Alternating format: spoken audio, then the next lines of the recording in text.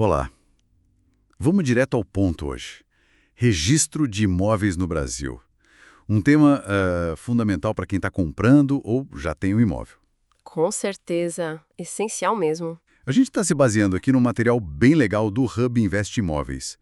E a ideia é entender por que esse processo, que parece tão burocrático, né, é na verdade uma proteção. Exato, desmistificar um pouco. O material traz uma imagem que eu achei ótima. O registro de imóveis é tipo a certidão de nascimento do imóvel, ou o CPF dele. É uma boa analogia, sim. Ajuda a entender, né? Pois é.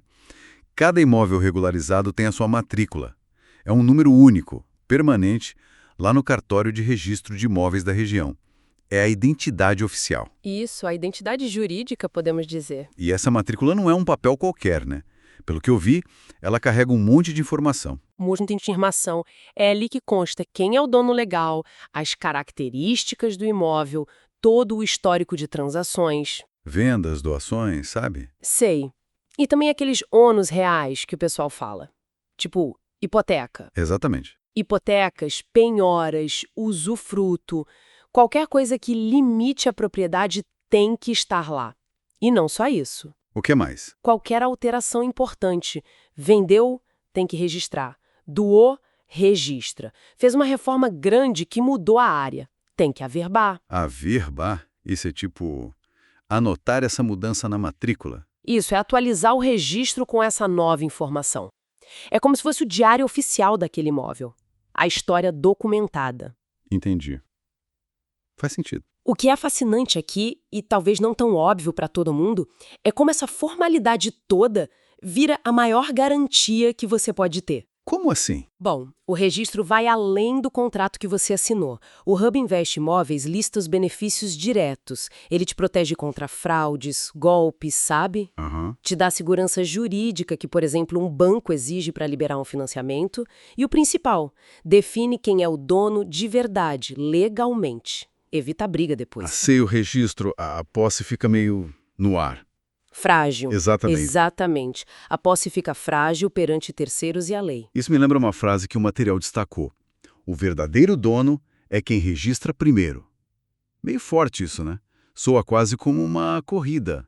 É forte, mas reflete a realidade jurídica na maioria dos casos.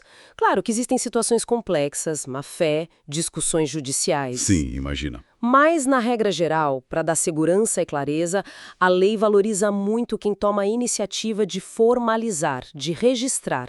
A mensagem é: o contrato é o começo, o registro é a confirmação legal. Entendi. A importância ficou bem clara. Mas, na prática, como a gente faz isso? Qual é o passo a passo, assim, simplificado? Olha, o caminho básico, segundo o material, tem umas 3 etapas principais.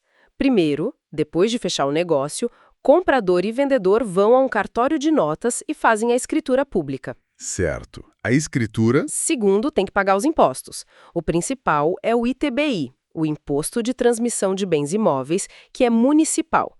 Sem pagar ele, não avança. Ok, escritura, depois imposto. E aí? Aí, terceiro passo, pega a escritura, o comprovante de que pagou o ITBI e leva tudo para o cartório de registro de imóveis, onde o imóvel está matriculado.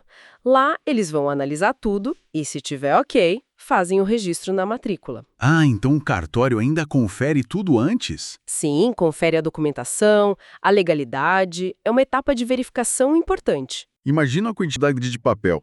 Falando nisso, quais são os documentos essenciais nessa hora? O que precisa levar? Boa pergunta. A papelada é chave, né? O básico do básico geralmente inclui a escritura pública que você acabou de fazer, Certo. o comprovante de pagamento do ITBI, claro, e as certidões negativas dos vendedores. Certidões negativas, para provar que eles não têm dívidas que possam complicar o imóvel, é isso? Exatamente.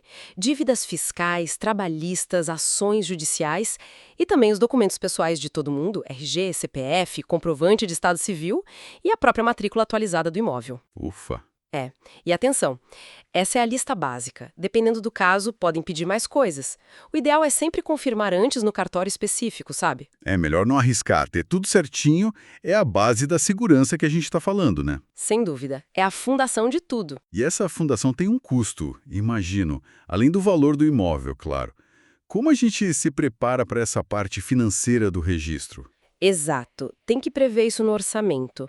E não é um valor fixo, infelizmente. Varia bastante com o valor do imóvel e com o lugar do Brasil. Depende do estado, do município. Isso.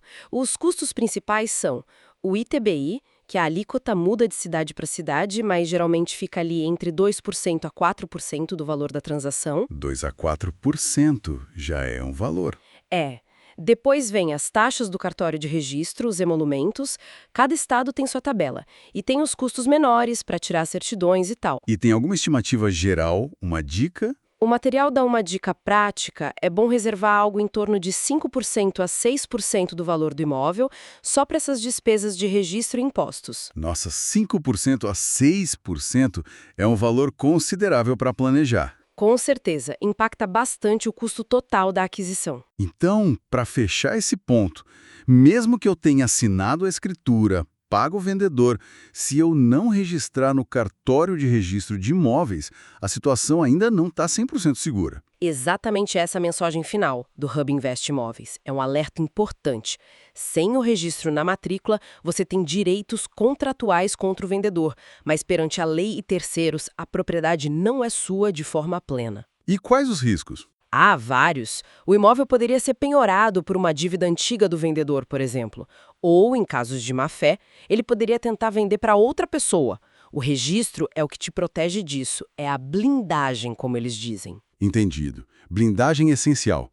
Então, resumindo nossa conversa aqui, registrar o imóvel no Brasil está longe de ser só uma formalidade chata. É o passo que realmente garante a sua propriedade, te dá segurança jurídica. É a proteção do seu patrimônio. Perfeito, é isso mesmo. A segurança definitiva. E para a gente terminar, queria deixar uma reflexão no ar, baseada nisso que a gente viu sobre custos e procedimentos variarem. Sim. Como será que essas diferenças de ITBI, de taxas de cartório, de burocracia mesmo, entre os estados podem influenciar o mercado imobiliário? Ou até o acesso das pessoas à moradia formalizada em diferentes partes do Brasil? Fica aí a pergunta, né? É uma ótima pergunta para se pensar. Como essas variações regionais moldam a realidade do acesso à propriedade no país? Fica a reflexão.